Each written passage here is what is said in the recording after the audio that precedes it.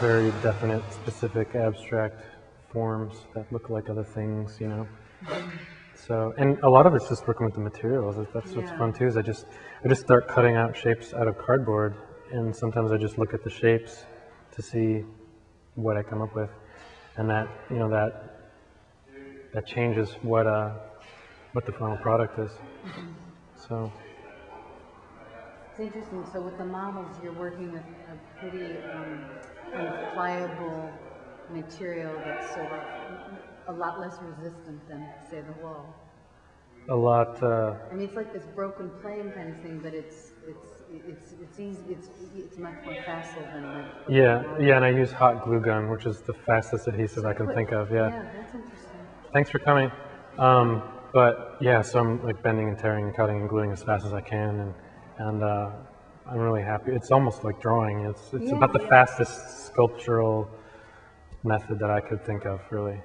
Because that's what drove me nuts about sculpture too, is that you have to plan and you have to build and you have to wait for things to dry or cast or get tools and things like that. Yeah. So.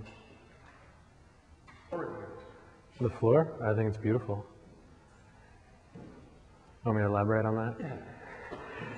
I really like how it works with the wall cut piece, actually, because it's so white and it's so line oriented. I think it actually gives it more power somehow because they're different. And then the paintings, I don't know, I guess the paintings are colorful enough that it doesn't really, the wall, or the floor rather, doesn't really, isn't a problem for them.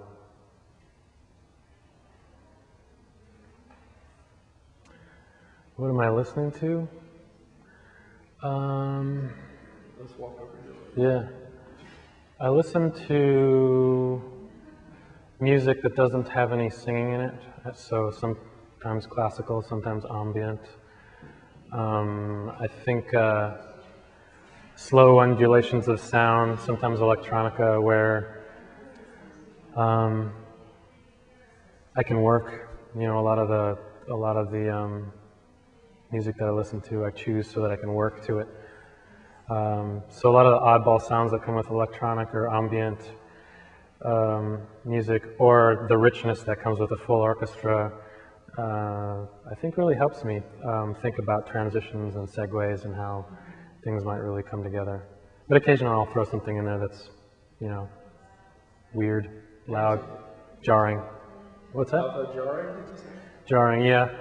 Bardo Pond is one I listen to. I like a lot of the instrumental bands from Montreal, like Do Make, Say, Think, or Godspeed You Black Emperor. They sort of build up over a long period of time, almost like an orchestra, but they're very heavy and almost apocalyptic. So the music changes over time the way a drawing or a painting might change over time. So I feel like it works with me instead of against me.